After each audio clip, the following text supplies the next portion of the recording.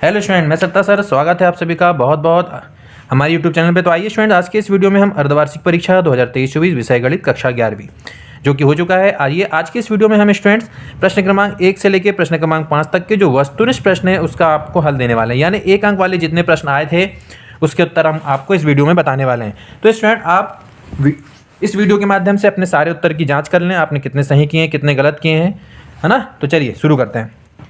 शुरू करने से पहले एक रिक्वेस्ट भी है स्टूडेंट कि यदि आप हमारे चैनल को पहली बार विजिट कर रहे हैं तो चैनल को सब्सक्राइब जरूर करें और बेल आइकन दबाएं ताकि आसानी से हमारी वीडियो आप तक पहुंच सकें। चलिए शुरू करते हैं। प्रश्न क्रमांक 1 है, सही विकल्प चुनकर लिखिए। किसी समुच्चय 1 2 के उप समुच्चयों की संख्या, यहाँ पर चूंकि 2 एलिमेंट है तो उप समूह की संख्या 2 की घात 2 यानी 4 होगी। कहाँ पर दिख रहा है? ऑप्शन नंबर डी, यानी इसका पहला का आंसर है ऑप्शन नंबर डी 4। यदि ए और बी दो समुच्चय हैं तो एन ए बराबर पी, एन बी बराबर क्यू, तो एन ए क्रॉस बी होगा पी क्यू। ये जी ऑप्शन नंबर डी है।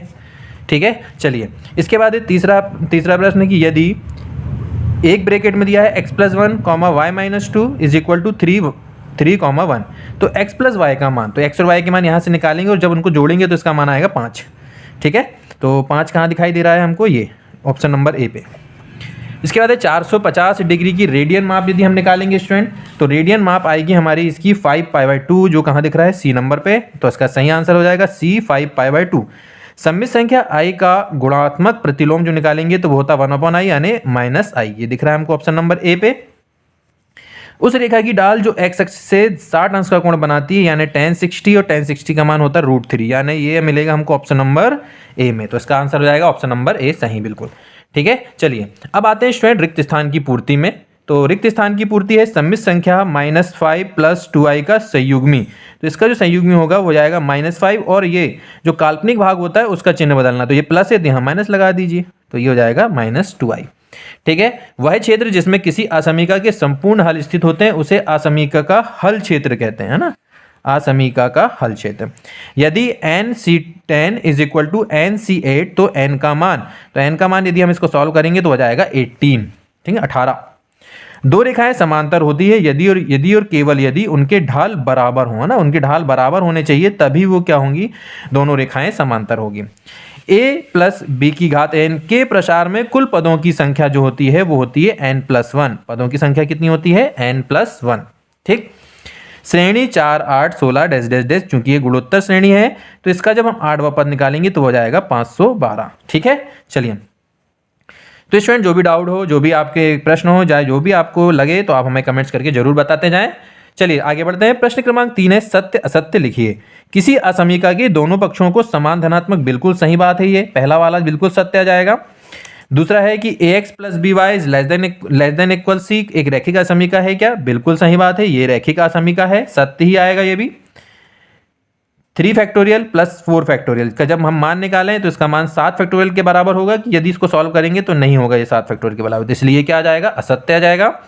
a + b की घात n के प्रसार में पदों की संख्या a और b, है ना, की घातांकों के योग n होता है, मतलब a और b की घातांकों का योग जो है वो n के बराबर आता है। तो ये बिल्कुल प्रत्येक पद में ऐसा ही होता है, यानी ये बात बिल्कुल सही है, तो ये सत्य आ जाएगा।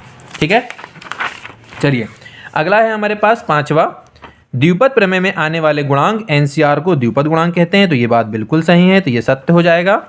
इसके बाद लिखा है कि बिंदु 1 2 0 YZ तल में स्थित है, चूंकि यहाँ Z 0 है इसका मतलब ये XY तल पे है, तो ये तो गलत बात बोल रहा है, इसलिए ये क्या हो जाएगा? असत्य। ठीक है, चलिए अब सही जोड़ी मिलाइए। A इंटरसेक्शन A का मान, है ना, A इंटरसेक्शन A का मान A के बराबर होगा जो कि हमको ऑप्शन नंबर F में दिख रहा है। ठीक है, U यूनियन A, तो U यूनियन A की जो वैल्यू होगी वो U के बराबर होगी, यानी ये ऑप्शन नंबर E पे दिख रहा है हमको, तो इसका आंसर ऑप्शन नंबर E होगा। cos 3x का फॉर्मूला जो होता है वो 4 cos³ x - 3 cos x जो कि ऑप्शन नंबर D पे दिख रहा है, तो इसका सही आंसर ऑप्शन नंबर D हो जाएगा।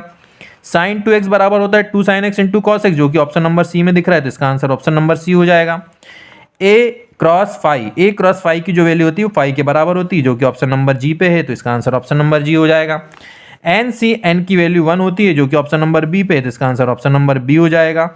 और np1 का आंसर n आ जाएगा जो कि ऑप्शन नंबर A पे है, तो इसका सही आंसर ऑप्शन नंबर A हो जाएगा। तो स्टूडेंट उम्मीद करते हैं कि आपको सारी सही जोड़ी बिल्कुल स्पष्ट समझ में आ गई होगी किसका आंसर क्या है। चलिए आगे बढ़ते हैं।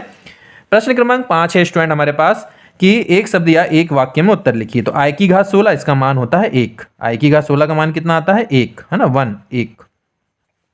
संख्या 4 और 9 के गुणोत्तर माध्य का मान, जब इसका गुणोत्तर माध्य निकालेंगे तो इसका मान आएगा 6। ठीक है, गुणोत्तर श्रेणी ए आर की घात 2 डैश डैश इसका nवा पद, तो nवा पद का जो फॉर्मूला होता है वो ए आर की पावर n-1 होगा। दो रेखा जिनके ढाल m1 और m2 हैं, लंबवत है, तो m1 m2 का मान क्या होता है वो -1 के इक्वल होता है स्टूडेंट, तो ये -1।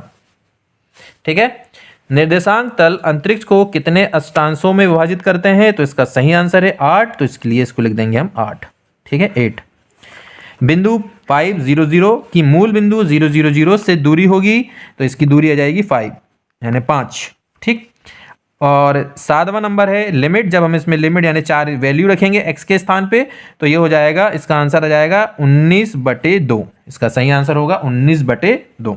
ठीक है, तो चलिए स्टूडेंट, हमने सभी आंसर आपको बता दिए हैं। उम्मीद करते हैं कि इस वीडियो के माध्यम से आपको सारे आंसर पता चल गए हैं।